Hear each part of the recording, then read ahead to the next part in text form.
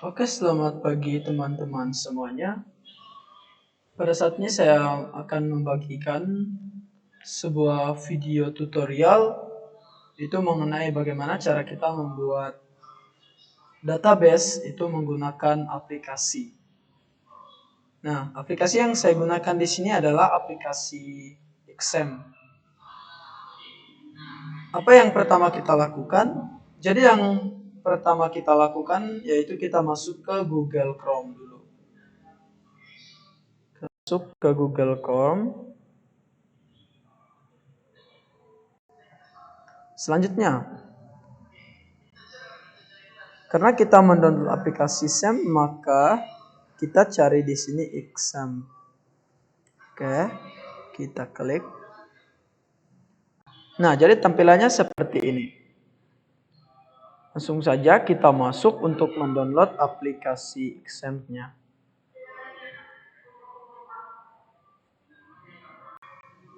Oke, jadi di sini ada beberapa pilihan. Ada XAMPP for Windows, for Linux, dan for OS X.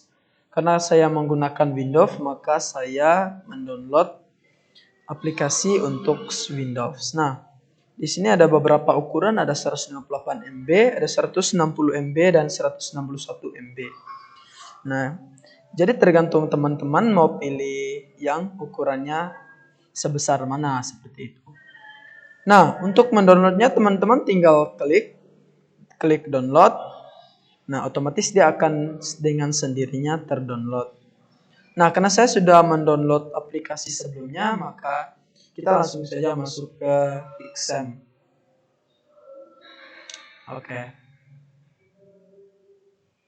Jadi tampilannya seperti ini, teman-teman.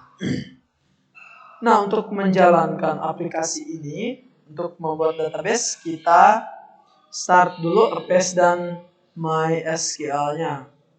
Kita klik start dua-duanya. Oke, hingga tampilannya seperti ini. Nah, sekarang aplikasinya sudah berjalan ya, teman-teman. Lalu yang ke langkah kedua yang kita lakukan adalah kita masuk ke yang namanya localhost. Kita klik localhost. Nah, jadi ini adalah tampilan dari localhost tadi. Karena kita membuat database, maka kita masuk ke phpMyAdmin. Karena di dalam ini isinya ada database. Langsung saja kita klik phpMyAdmin-nya. Nah, oke. Jadi tampilannya seperti ini ya, teman-teman. Nah, karena kita membuat database baru, jadi kita klik di baru. Ada tampilan baru di sini. Langsung saja kita klik. Nah, sekarang kita mau memulai membuat basis datanya atau database-nya. Nah, sekarang kita klik di sini, jadi kita buat DB mahasiswa. DB mahasiswa. Langsung saja kita buat. Selanjutnya kita buat tabelnya. Di namanya kita buat DB mahasiswa lagi. Kita buat DB mahasiswa, jumlah kolomnya 4, lalu kita kirim. Nah, selanjutnya di sini di namanya itu kita buat ID mahasiswa dulu.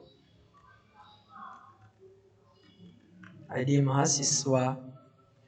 Lalu di sini kita buat nama, di sini kita buat name, lalu di sini kita buat, di sini kita bisa pilih jurusan, bisa juga prodi, kita pakai prodi aja. Lalu di jenisnya kita pakai yang varchar lagi, kita semuanya pakai varchar, teman-teman. Oke, kita pakai varchar. Lalu panjang nilainya di sini kita pakai 10. Lalu di sini kita pakai 50. Di sini kita pakai 20 dan di sini kita pakai 30. Nah, setelah tabelnya kita buat, selanjutnya kita simpan. Langsung saja kita klik simpan.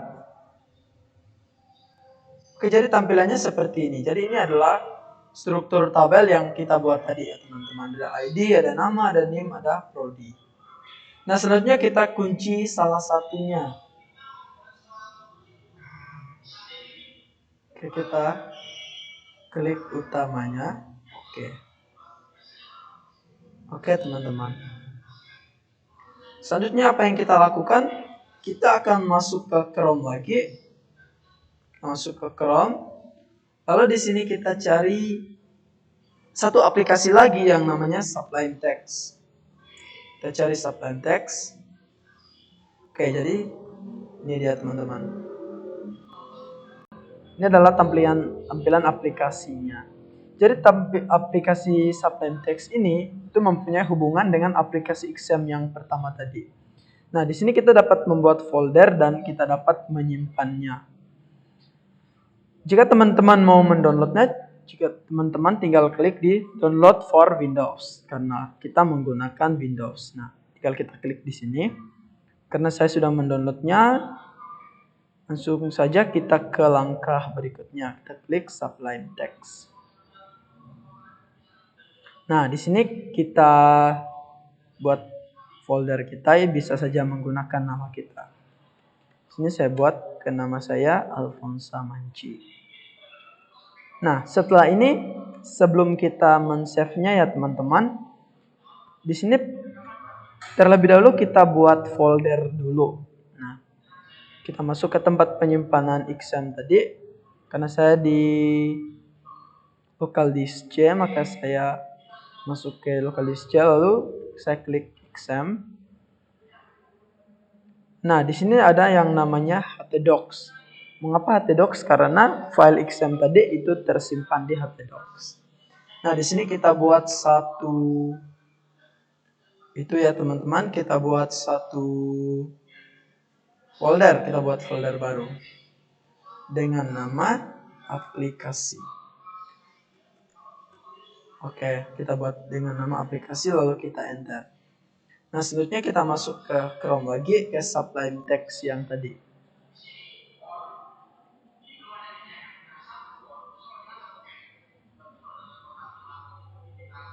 Oke. Selanjutnya kita klik file untuk save-nya. Kita klik save as.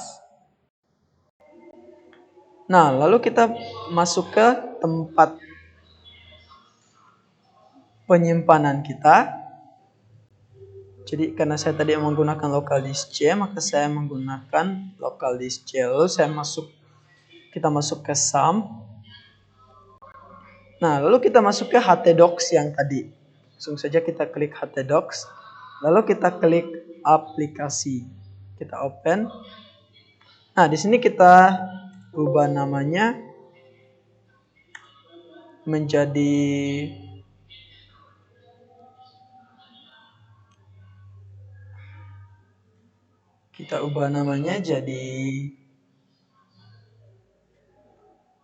tunggu, lihat teman-teman, ada kendala sedikit.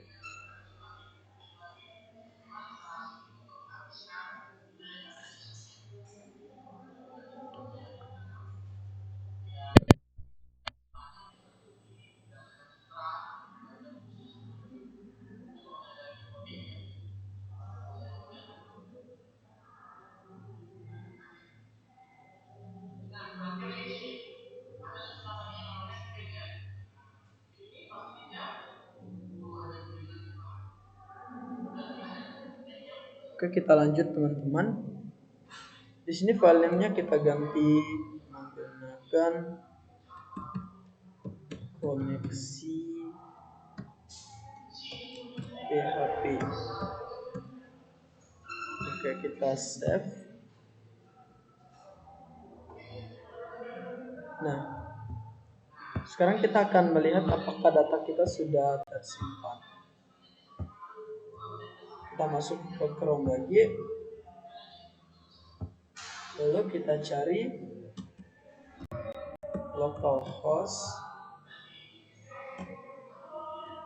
aplikasi. Coba kita cari ya teman-teman.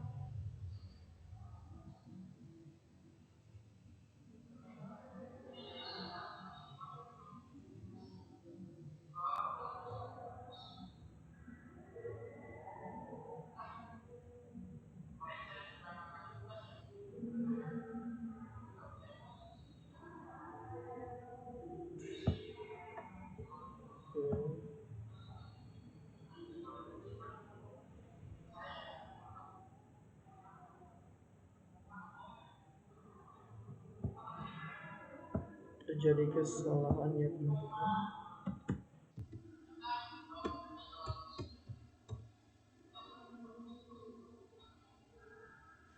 Close.